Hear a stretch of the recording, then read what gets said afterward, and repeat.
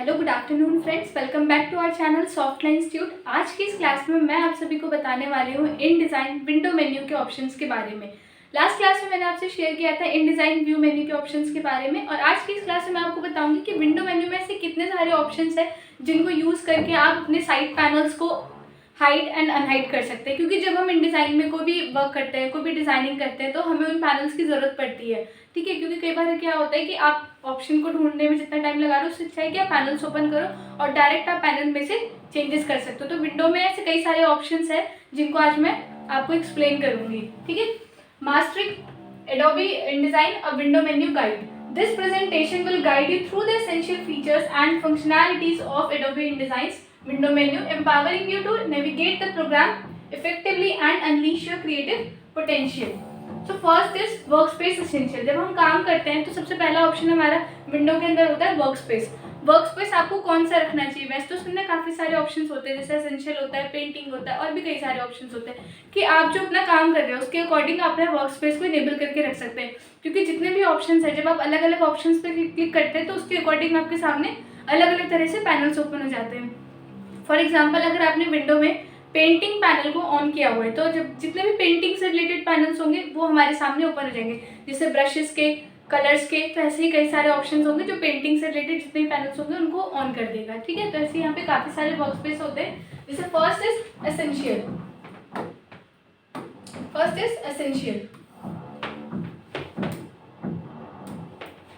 The default workspace layout with basic panels and tools providing a well-rounded setup for general design tasks। जब आप normally कोई designing कर रहे हो तो आपको हमेशा जो अपना वर्कस्पेस है वो एसेंशियल पे रखना होता है। एसेंशियल से क्या होता है कि आप अपने अकॉर्डिंग पैनल्स को कस्टमाइज कर सकते हो कि मुझे कौन कौन से पैनल्स चाहिए वो अपने अकॉर्डिंग कस्टमाइज कर सकते हो।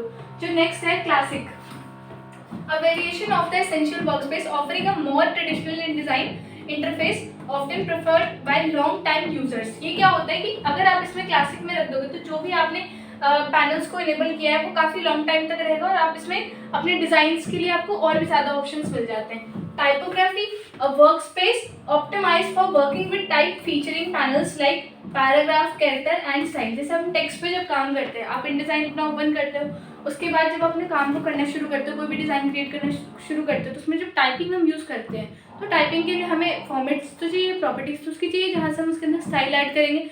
तो बार बार ऊपर जाके आप टाइप वाले पैनल, टाइप वाले मेन्यू में जाके आप ऑप्शंस पे चेंजेस करेंगे। उससे बेटर है कि आप टाइपोग्राफी पैनल को ओपन करके रखो और जो भी आपको चेंजेस करने हैं वो साइड पैनल से आप उसमें कर सकते हो easily. Next is digital publishing, a workspace designed for creating digital publications with panels that help with interactive content and exporting for digital formats। तो डिजिटल पब्लिशिंग्स में क्या होता है कि जो आपकी फाइल है आप उसको डिफरेंट फॉर्मेट में पब्लिश कर सकते हैं। Next we have colour management.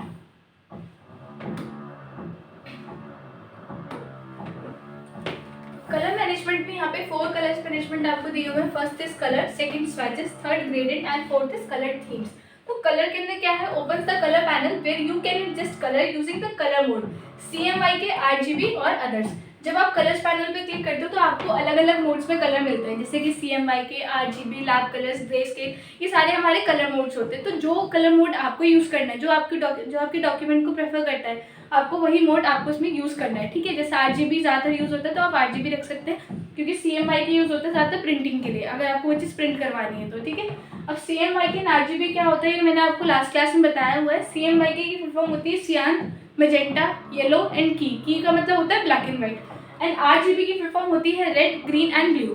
ठीक है, इसके बाद नेक्स्ट है स्वैचेस। मतलब इसमें क्या होता है, आपको हर तरह की शेड मिल जाएंगे।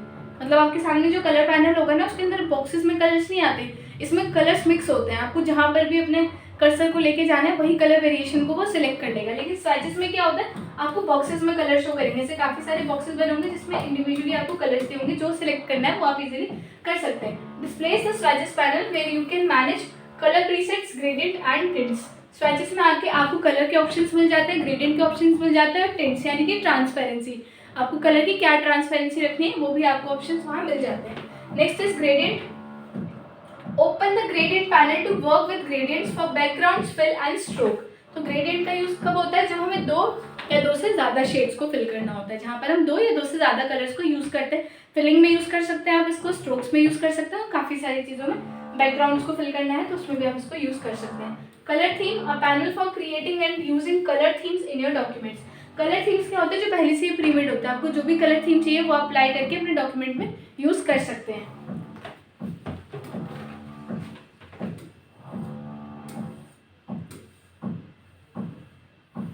Next is object control and layers. इसमें first is control, display the control panel offering quick access to many settings and options for the selected object like text, image and shape etcetera.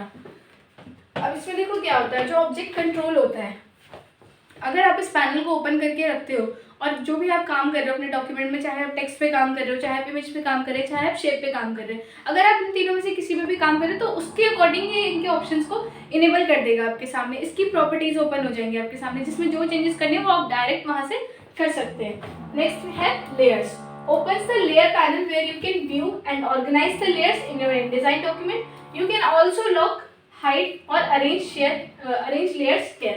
तो layers में क्या होता है, जैसे जैसे आप काम करते हो, जैसे आपने टेक्स्ट लिया, इमेज ली, शेप ली, तो उन सबकी एक अलग अलग लेयर्स बनती चली जाती है। आपको जिस लेयर को लॉक करना है, हाइड करना है, आप इजीली कर सकते हो। जब आप लेयर को हाइड करोगे तो आपके उस लेयर में जो भी आपने ऑब्जेक्ट क्रिएट किया होगा वो भी वहाँ से हाइड हो जाएगा, या वो भी वहाँ से लॉक हो जाएगा, या वो भी वहाँ से डिलीट हो जाएगा। तो जो भी काम आप लेयर्स पे करेंगे वो आपके डॉक्यूमेंट में जो भी चीज़ आपने क्रिएट करेंगे उस पर भी काम करेगा, जिसकी भी वो लेयर होगी। समझ में आया इतना? इसके बाद next is page management.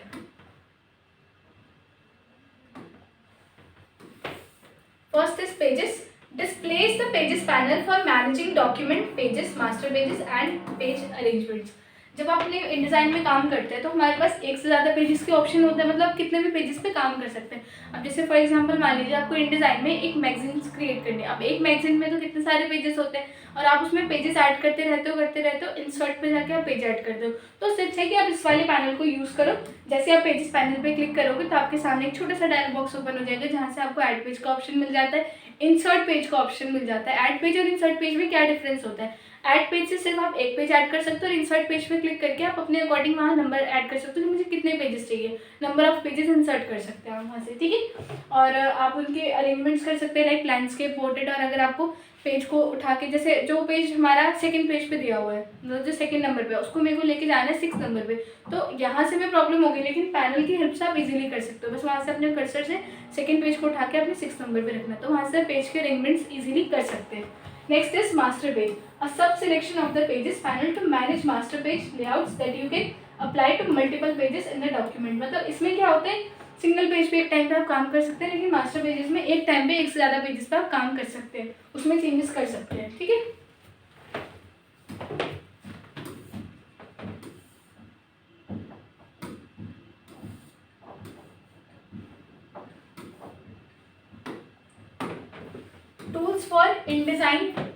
Tools for design and text. The first is tools. The tools panel is where you can access various tools for selecting, drawing, editing and manipulating objects. Example, selection tool, pen tool and text tool. Tools का मतलब क्या होता है, आपने देखा होगा InDesign में side में हमारे टूल्स होते हैं, उस वाले साइड में है ना, जो हमारा लेफ्ट साइड होता है वहाँ पर आपको काफ़ी सारे टूल्स दिखते हैं, उन्हीं की हेल्प से तो आप डिज़ाइनिंग कर सकते हो। अगर वो टूल्स नहीं होंगे तो फिर कैसे करेंगे, तो अगर वो कभी भी, जैसे हम कई बार होता है कि हम काम कर रहे होते हैं, वो टूल्स वाला पैनल हमारा हाइड हो जाता है, हमें नहीं पता होता कि उसको वापस कैसे लेके आए। तो जितने भी पैनल्स आपके कभी भी अगर आपसे हाइड हो जाते हैं तो आपने क्या करना है, सिंपली विंडो पे जाना है और वहाँ से आपके जितने भी पैनल्स हैं, आपको जो जो वहाँ से इनेबल करना है वो आप डायरेक्ट कर सकते हो। टूल्स का पैनल हाइड हो गया तो विंडो पे जाके आप उसको शो कर सकते हो। अब जब आप टूल्स पे क्लिक करोगे टूल्स के पैनल पे, तो सारे टूल्स आपके लेफ्ट साइड में शो होंगे और उनको अपनी डिजाइनिंग में यूज़ कर सकते हैं। Next is text, specific to text related functions like inserting text boxes, formatting and editing. Text से रिलेटेड काफ़ी सारे ऑप्शंस आपको मिल जाते हैं, लेकिन अगर आपको टेक्स्ट बॉक्स चाहिए या उसकी फॉर्मेटिंग चाहिए, बोल्ड, इटैलिक, अंडरलाइन, या फिर एडिटिंग के लिए आपको और प्रॉपर्टीज चाहिए, तो वो आपको वहाँ से मिल जाते हैं। जैसे आप टेक्स्ट के पैनल को ओपन करेंगे तो उससे रिलेटेड जितने भी ऑप्शंस होंगे वो आपके सामने आपको शो होते हैं। Next is text formatting and styles. First है character, opens the character panel for adjusting font size, leading, cutting and other typographic settings।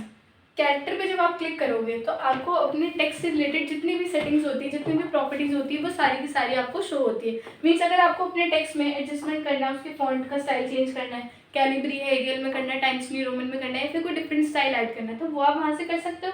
Size change करना है। लीडिंग का मतलब होता है 2 लाइन्स है, जैसे यहाँ पे इतनी सारी लाइन है, इनके बीच का जो ये गैप आप देख रहे हो, इसको आप इंक्रीज एंड डिक्रीज कर सकते हैं लीडिंग और कर्निंग की हेल्प से। ठीक है, कर्निंग भी स्पेस देता है हमारे टेक्स्ट के बिटवीन, वर्ड्स के बिटवीन, और लीडिंग होता है हमारे लाइन्स के बीच में जो स्पेस देता है।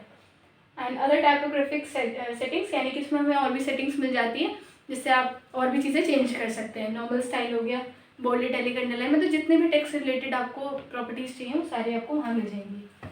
Next is paragraph. Open the paragraph panel for paragraph settings such as alignment, indentation, spacing and justification. Paragraph means जब आप पैराग्राफ पे क्लिक करोगे तो आपको पैराग्राफ की सेटिंग्स मिल जाएगी कि आपको जो अपना पैराग्राफ है वो लेफ्ट साइड रखना है, राइट साइड रखना है, सेंटर में रखना है, या फिर जस्टिफाई करके रखना है, या उसके इंडेंट में आपको चेंजेस करने हैं, तो वो सारे ऑप्शंस आपको मिलते हैं पैराग्राफ से। ठीक है, इसके बाद नेक्स्ट है glyphs. Displays the glyphs panel where you can insert special characters and symbol from the selected font. तो ग्लिफ्स के अंदर क्या होता है, आपको काफ़ी सारे ऐसे सिंबल्स मिलेंगे जो हमारे कीबोर्ड में प्रोवाइडेड नहीं होते। ठीक है, कई बार क्या होता है कि आपको कुछ सिंबल चाहिए, इमोजीज चाहिए, तो वो हमारे कीबोर्ड से नहीं मिलेंगे आपको, तो वो आपको मिलेंगे हमेशा ग्लिफ्स से। ठीक है, ग्लिफ्स में आपको एक फॉन्ट चूज करना होता है वेबडिंग्स का। वेबडिंग्स के अंदर आप देखना बहुत सारे सिंबल्स आपको मिल जाएंगे जिनको आप यूज़ कर सकते हो। जैसे हमारे फ़ोन में इमोजीज होती है ना, बिल्कुल वैसे आप उसको यूज़ कर सकते हो।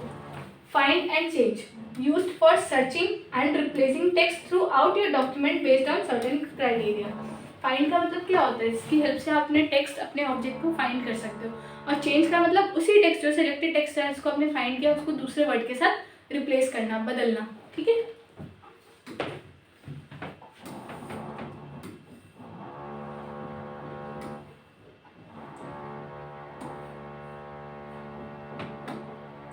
नेक्स्ट है इसमें object management and links. First is links.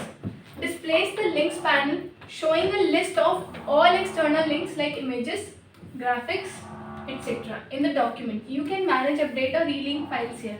Links पे जब आप क्लिक करोगे तो आपको शो करेगा कि आपने अपने डॉक्यूमेंट के अंदर जितने भी इमेजेस ले रखे, जितने भी ग्राफिक्स यूज़ किए, तो वो उसको एज अ लिंक वहाँ पे शो करेगा। ठीक है, अब आपको कैसे पता चलेगा कौन सा लिंक है? आप ऑब्जेक्ट को भी लिंक में कन्वर्ट कर सकते हो। जब आप किसी इमेज या ऑब्जेक्ट को लेते हो तो वो कैसे पता चलेगा कि वो लिंक है या नहीं? आप देखना कि जहाँ पर भी वो चीज़ आप क्रिएट कर रहे हो, या जहाँ पर भी आपकी इमेज है, जहाँ पर भी आपका ऑब्जेक्ट है, उसके इस वाले पोर्शन पे ना एक लिंक सा सिंबल सा बना होगा, मतलब उसके साथ एक लिंक अटैच होगी, तो आपको पता लग जाएगा कि ये लिंक है। ठीक है, next is text wrap. Opens the text wrap panel where you can adjust how text flows around objects like images, shapes and etcetera. Text wrap का मतलब होता है जिसमें आपके पेज पर आपने कोई भी शेप ले लिया, बीच में सर्कल शेप ले लिया, स्टार शेप ले लिया, और टेक्स्ट जो है वो उसके साइड में इस तरीके से आपको शो करता है, चाहे आपने कोई इमेज लिया हो, चाहे आपने कोई ऑब्जेक्ट लिया हो। This is called text wrap. Next is anchor, a panel that helps with inline anchor objects like wrapping text around images और कंट्रोलिंग ऑब्जेक्ट्स बिहेवियर। तो एंकर्स में क्या होता है, जब हम पेन टूल का यूज़ करते हैं तो पॉइंट्स का यूज़ करते हैं पाथ बनाते वक्त, उनको बोलते हैं एंकर्स। तो उन एंकर्स की साइड में भी आप इसको यूज़ कर सकते हो। Next is align. Align and transform. Align displays the align panel for aligning objects relative to the page margin और other selected object। तो align क्या होता है, जिसमें हम एक से ज़्यादा ऑब्जेक्ट को सिलेक्ट करके उसको अलाइनमेंट दे सकते हैं, राइट रखना है, लेफ्ट रखना है, सेंटर रखना है, या अप रखना है, डाउन रखना है, middle and up and down. ठीक है, ऐसे आप रख सकते हो उसको।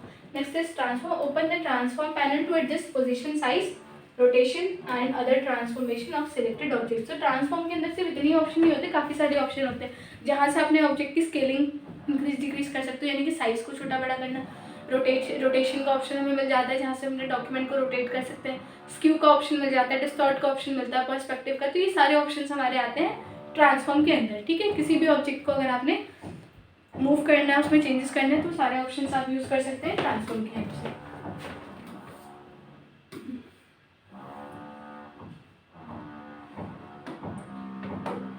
Next is advanced features and options. First is pre-flight. Pre-flight panel to check document quality, identify issues before printing or exporting. Pre-flight option से क्या होता है, ये हमारे जो डॉक्यूमेंट होता है उसकी क्वालिटी को चेक करता है, आइडेंटिफाई करता है हमारे इश्यूज़ को जो हमारी प्रिंटिंग और एक्सपोर्टिंग के वक्त होते हैं। मतलब उन इश्यूज़ को ये आइडेंटिफाई करेगा जिसकी हेल्प से आपको पता लग जाएगा कि ये प्रॉब्लम है, तो आप उसको ठीक कर सकते हो अपनी प्रिंटिंग से पहले। Package, most important option before printing, ठीक है। Creates a package of your InDesign file along with all linked assets like images, fonts, etc. for sharing और archiving। इसका मतलब क्या होता है, पैकेज का यूज़ होता है जब आप अपने डॉक्यूमेंट को प्रिंटिंग के लिए रखते हैं, प्रिंटिंग के लिए भेजते हैं। फॉर एग्जांपल आपने एक डॉक्यूमेंट बनाया जिसमें आपने काफ़ी सारे पेजेस ले रखे हैं, ठीक है।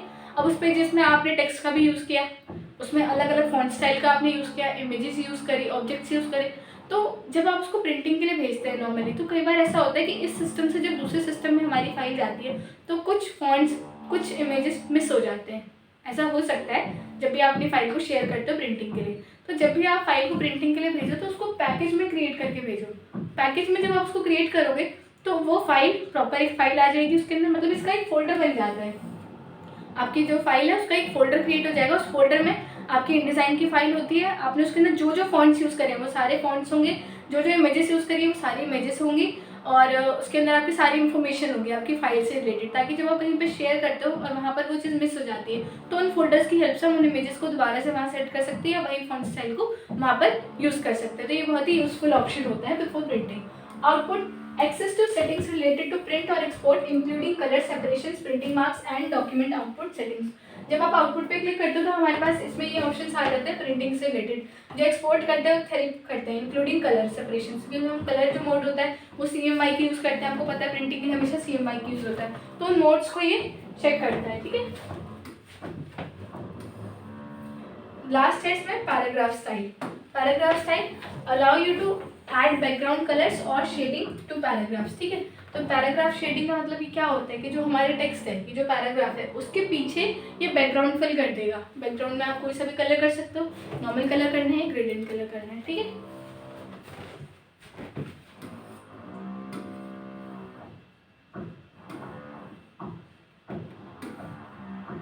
नेक्स्ट है इसमें viewing modes and options. First है screen mode, switch between normal preview and presentation modes.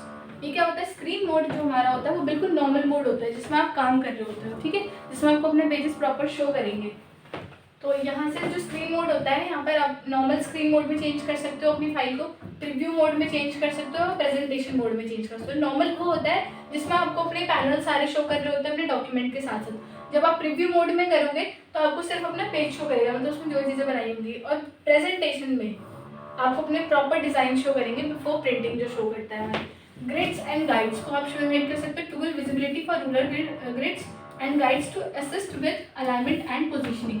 आपने ग्रिड लिया, गाइड लिया, तो वो सारी चीज़ें शो होती है, तो आप उनको यहाँ से इजीली शो एंड हाइड कर सकते हो। स्नैप टू गाइड, स्नैपिंग के लिए यूज होता है। Enable snapping of objects to guides and grid lines for precise placement. जो हमने स्नैपिंग के ऑप्शन अभी लास्ट क्लास में मैंने आपसे शेयर किया था, जब मैंने व्यू मेन्यू बताया था कि स्नैपिंग का मतलब क्या होता है। ये क्या करता है, मैग्नेटिक पावर देता है। इसकी हेल्प से ये ऑटोमेटिकली मूव करता है, हमारी गाइड्स एंड ग्रिड जो होती है हमारे ऑब्जेक्ट के साथ ऑटोमेटिकली मूव करेंगे। जो हमारा ऑब्जेक्ट है, अगर आपने इसे गाइड ले रखी है, कोई भी ऑब्जेक्ट आप बनाते हो उसको मूव करते हो, तो ये जैसे जैसे लाइन है ना, बिल्कुल ऑटोमेटिकली इसी के साथ साथ मूव करेंगे। तो स्नैपिंग का ऑप्शन बहुत अच्छा होता है हमारे काम करते हुए, ठीक है।